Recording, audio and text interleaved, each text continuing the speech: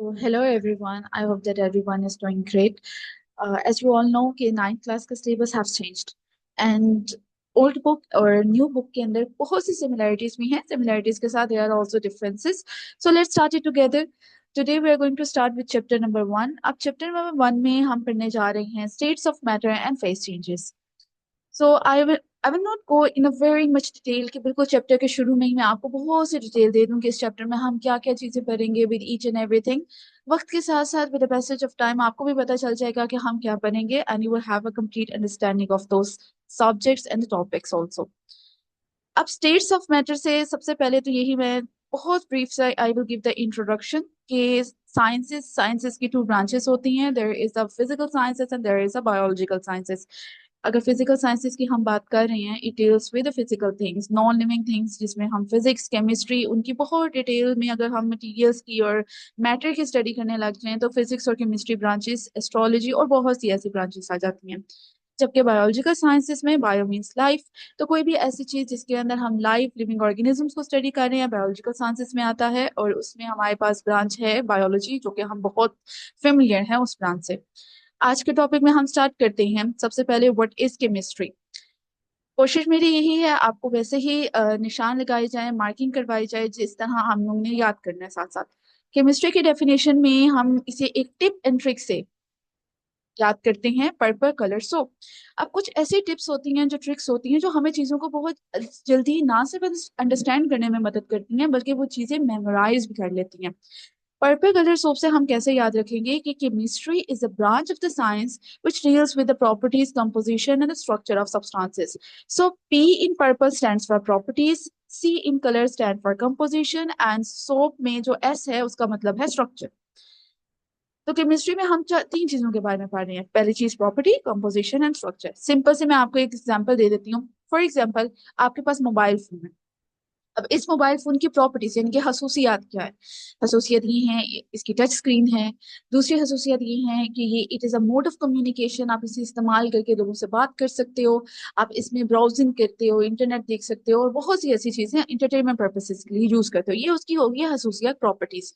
Composition की बात करें तो मोबाइल फोन किस चीज से मिलकर बना हुआ है। उसकी ग्लास की स्क्रीन है या क्वार्ट्ज की उसकी जो टच स्क्रीन है उसके ऊपर जो आप प्रोटेक्टिव कवर लगाते हो वो किससे मिलकर बना हुआ है। मेटालिक उसकी कोटिंग है या नॉर्मल कोटिंग है, प्लास्टिक का किसी कोई पॉलीमर यूज हो रहा है। तो ये जो सारी चीजें हैं ये उसकी कंपोजिशन में आता है। आखिर में देखते हैं स्ट्रक्चर, उसका ढांचा कैसा है। स्ट्रक्चर में हम देखेंगे कि अच्छा अगर ये पहली जो चीज है इसकी शेप क्या है, ये रेक्टेंगुलर शेप होता है। फ्लिप फ्लॉप भी बहुत से आए हैं, इस तरह की बहुत सी चीजें आई हैं। केमिस्ट्री में हम चीजों की डेप्थ और डिटेल में जाते हैं। तो अगर हम जाएंगे तो हम देखेंगे कि अच्छा जो एटम्स हैं वो एक दूसरे से कैसे अरेंज है। आया कि वो बिल्कुल स्ट्रेट लाइन में एक दूसरे से अरेंज हुए हैं या सर्कुलर लाइन में अरेंज हुए हैं, ये कौन सी शेप बना रहे हैं। तो ये सारी चीजें केमिस्ट्री हैं। इसके अलावा केमिस्ट्री में हम फिजिकल एंड केमिकल चेंजेस को भी पढ़ते हैं। फिजिकल चेंजेस का मतलब होता है किसी चीज की फिजिकल स्टेट का चेंज होना। मतलब पानी है, वी टेक वाटर, पानी को अगर आप उबालोगे तो क्या होगा, वेपर्स में कन्वर्ट हो जाएगा। फिर अगर आप उसे ठंडे टेम्परेचर में रखते हो, रेफ्रिजरेटर में रखते हो, तो क्या होता है, पानी से बर्फ बन जाती है। रहा तो वो पानी है लेकिन क्या चीज उनकी उसकी बदली है, उसकी फिजिकल स्टेट बदली है, सॉलिड में चला गया है, वेपर में चला गया है या लिक्विड में है। फिर उसके बाद केमिकल चेंजेस की बात करते हैं। केमिकल चेंजेस का मतलब होता है केमिकल रिएक्शंस। जो केमिकल रिएक्शंस होते हैं, दो चीजें मिलती हैं कोई नई चीज बनती है, वो होता है केमिकल चेंजेस। ये सारी चीजें हम केमिस्ट्री में पढ़ते हैं। नेक्स्ट पैराग्राफ में लिखा हुआ है डिटर्मिनेशन ऑफ कंपोजिशन, यानी कि कंपोजिशन है क्या। कंपोजिशन में हम क्या चीज देखते हैं बेटा, इसका मतलब है कोई भी जो मैटर होता है, मैटर क्या मतलब होता है, कोई भी ऐसी चीज जिसका वजन है। Anything that has mass and occupies space is known as matter. अब कोई भी ऐसी चीज जिसका अपना एक मास है, अपना एक वेट है, वो आया के किन एलिमेंट्स और किन कंपाउंड से मिलकर बना है।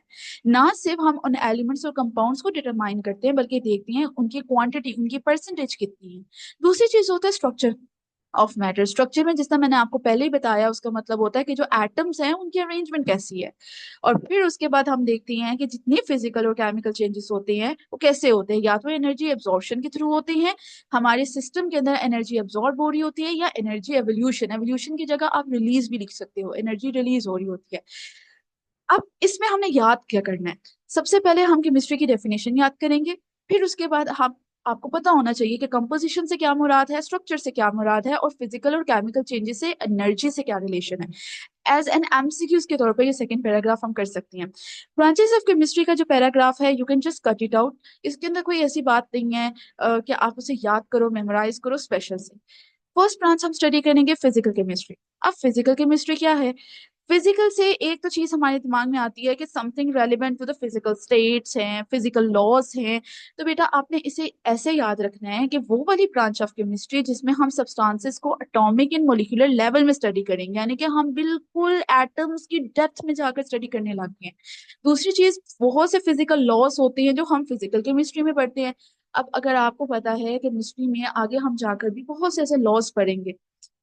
लॉज कुछ मुश्किल भी लगते हैं, कुछ आसान भी लगते हैं, बात की बात है, लेकिन इस तरह के सारे लॉज की स्टडी को फिजिकल केमिस्ट्री में आ जाती है। इसके अलावा आप यहाँ से लेकर यहाँ तक करोगे, इट प्रोवाइड्स क्लियर एक्सप्लेनेशन को हम कट करके ऊपर लिख सकते हैं, ऑल्सो डील्स विद। उसके बाद क्या होता है, आपको एक सिंपल एग्जांपल देती हूँ। हमारे इन्वायरमेंट में बहुत से ऐसे केमिकल रिएक्शंस हैं जो बहुत जल्दी भी हो जाते हैं। कुछ ऐसे रिएक्शंस हैं जो मॉडरेट यानी कि बिल्कुल नॉर्मल स्पीड में चलते हैं। कुछ ऐसे रिएक्शंस हैं बहुत स्लो होते हैं। आपको सिंपल से एग्जांपल मैं बताती हूँ कि अगर आपने कभी इनो सॉल्ट को, have you mix the Eno salt with water, चलो उससे भी छोड़ो। कभी हम लोगों ने वॉल्केनोस में बहुत दफा साइंस के प्रोजेक्ट्स करते आए हैं, हम बेकिंग सोडा और विनेगर को यूज करते आए हैं, तो कैसे एकदम से रिएक्शन हो जाता है। तो कुछ रिएक्शंस होते हैं जो बहुत जल्दी हो जाते हैं, कुछ रिएक्शंस होते हैं जिन्हें बहुत टाइम लगता है। जिस तरह जंग लगना, किसी जब आयरन के पीस पर जंग लगता है बहुत ज्यादा टाइम होता है। तो ये जो स्पीड की हम बात कर रहे हैं, केमिस्ट्री में स्पीड के लिए दूसरा वर्ड होता है रेट। तो रेट ऑफ रिएक्शंस की बात करते हैं कि आया कि रिएक्शन जल्दी हो रहा है, स्लो हो रहा है, वो भी हम किस में स्टडी कर रहे हैं, फिजिकल केमिस्ट्री में। इसके अलावा हम देखते हैं कि रिएक्शन की स्पीड को तेज या कम हम कैसे कर सकते हैं। तो वो कंडीशंस जो रिएक्शन के लिए बहुत जरूरी होती है, टेम्परेचर को कम करना, टेम्परेचर को बढ़ाना, प्रेशर को कम करना या बढ़ाना, रिएक्शन को अच्छे तरीके से करने के लिए, ये सारी चीजें हम फिजिकल केमिस्ट्री में पढ़ रहे हैं। एक छोटी सी हिंट दूंगी, फिजिकल केमिस्ट्री जब भी आपके जहन में आए तो दूसरा वर्ड आपके जहन में आ जाना चाहिए रिएक्शंस, यानी कि रिएक्शंस की स्टडी, रिएक्शन की डेप्थ, रिएक्शन की डिटेल्स, ये सारी आ रही हैं फिजिकल केमिस्ट्री में। उसके बाद सेकेंड ब्रांच में, अभी इनऑर्गेनिक मैं बाद में बताऊंगी, पहले मैं आपको बताती हूँ what is organic chemistry. Organic chemistry में हम पूरे पीरियोडिक टेबल के अंदर 118 एलिमेंट्स, राइट, ज्यादा भी हैं।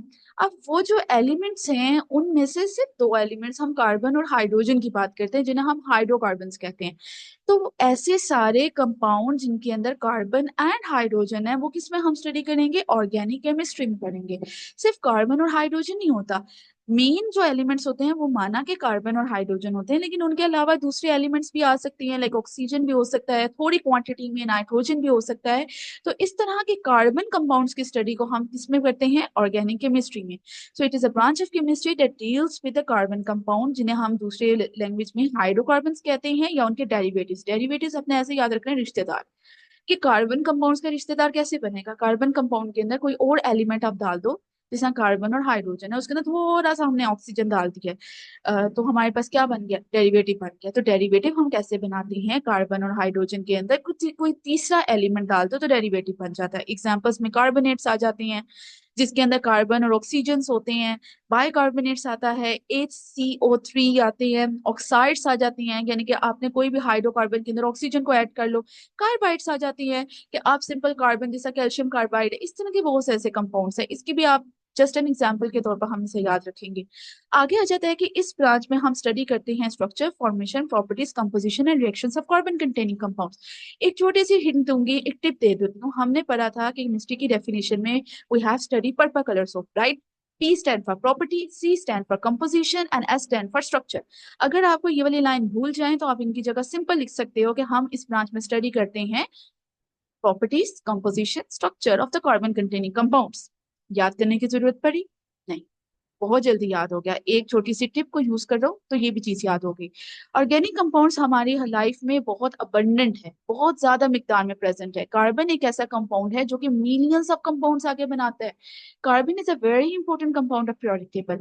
इनऑर्गेनिक केमिस्ट्री समझो ऑर्गेनिक केमिस्ट्री के बिल्कुल ऑपोजिट है। ऑर्गेनिक केमिस्ट्री में हम हाइड्रोकार्बन को पा रहे थे, कार्बन और हाइड्रोजन को। इनऑर्गेनिक केमिस्ट्री में कार्बन और हाइड्रोजन के अलावा जितने पीरियोडिक टेबल के एलिमेंट्स हैं, हम उनकी स्टडी किसमें कर रहे हैं, इनऑर्गेनिक केमिस्ट्री में, दैट कंटेन लो और नो कार्बन एटम। अगर कार्बन एटम होता है तो बहुत लिटिल क्वांटिटी में होता है या नहीं होता। इसकी एग्जांपल्स में हमारे पास सॉल्ट्स आते हैं, एसिड्स एंड बेसिस आते हैं। Simple example HCl। अब HCl में देखो हाइड्रोजन तो है लेकिन क्लोराइड भी है, तो क्लोराइड तो हमारे पास हाइड्रोकार्बन नहीं ना। इसी तरह बेसिस हैं, जैसा सोडियम हाइड्रोक्साइड है, सोडियम और ऑक्सीजन की हम यहाँ बात कर रहे हैं।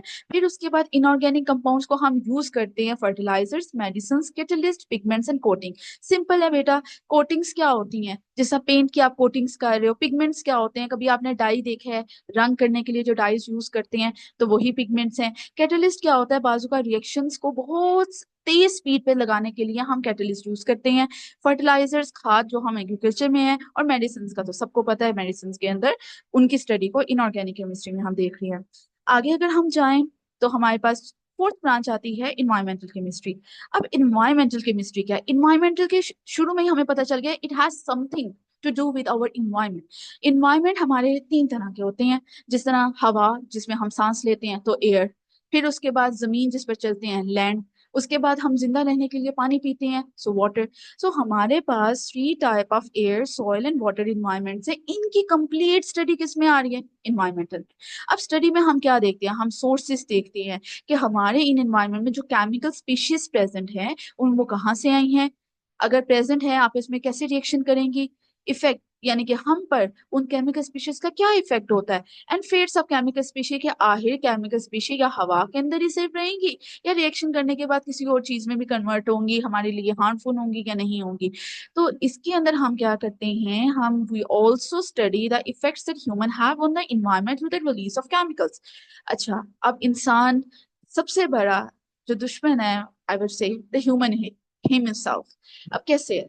इंसान की हमने ऑटोमोबाइल्स बनाए हैं, फैक्ट्रीज बनाई हैं, इंडस्ट्रीज बनाई हैं, जो कि पोल्यूशन को काफी हद तक बढ़ा रही है। नो डाउट हम पोल्यूशन को कम करने के लिए भी बहुत काम कर रहे हैं, लेकिन पोल्यूशन भी बढ़ रही है। अब पोल्यूशन, एयर पोल्यूशन है, वाटर पोल्यूशन है, तो पोल्यूशन की स्टडी, इन्वायरमेंट की स्टडी किस में आ रही है? इन्वायरमेंटल में आ रही है। आखिर में हम कहते हैं कि चलो पोल्यूशन की स्टडी है, कॉजेस, इफेक्ट्स एंड सोल्यूशंस। उसके बाद आता है एनालिटिकल केमिस्ट्री। एनालिटिकल केमिस्ट्री में शुरू में ही एनालिटिकल वर्ड निकला है एनालिसिस से। किसी भी चीज का एनालिसिस हम जो करते हैं वो एनालिटिकल केमिस्ट्री। एनालिसिस का क्या मतलब होता है? किसी भी चीज की डिटेल स्ट्रक्चर करेक्टराइजेशन, यानी कि हम उसकी डिटेल स्टडी करने लगे हैं। हमारे पास अगर सपोज करो मैंने तुम्हें कोई मटेरियल दिया, अब अननोन सोल्यूशन दे दिया, मैं कहती हूँ चलो बताओ ये सोल्यूशन कौन सा है। तो आप जो उस सोल्यूशन में डिफरेंट एक्सपेरिमेंट्स करोगे, रिएक्शंस करोगे, फिर जाके मुझे बताओगे कि यस मैम आपने जो मुझे केमिकल दिया है वो सोडियम हाइड्रोक्साइड है। तो वो जो आप सीरीज ऑफ एक्सपेरिमेंट्स करते हो लैब के अंदर डिफरेंट इंस्ट्रूमेंट्स को यूज करके, तो वो सारा कुछ आता है एनालिटिकल केमिस्ट्री में। एनालिटिकल केमिस्ट्री में हम तीन चीजें पढ़ते हैं, स्वीट, आइसी, डिजर्ट। अब स्वीट, आइसी, डिजर्ट नहीं पढ़ते। अगेन ये है हमारी टिप नंबर 2। टिप नंबर 2 में S stands for separation, I stands for identification and D stands for determination। यानी कि जो हमें सब्सटेंस मिले हैं, हम पहले, सबसे पहले अगर मैंने कोई आपको मिक्सचर दे दिया, 3-4 चीजों का मिलाकर दे दिया कि चलो मुझे बताओ इनमें क्या क्या मैंने मिलाया, तो आप सबसे पहले उन तीनों चीजों को अलग करोगे जो सेपरेशन में आएगा। फिर उसके बाद आप आइडेंटिफाई करोगे कि अच्छा, पहली जो चीज, 3 कंपोनेंट्स मैंने डालकर आपको मिक्सचर बना कर दिया, तो कंपोनेंट नंबर 1 कौन सा है, 2 कौन सा है, 3 कौन सा है।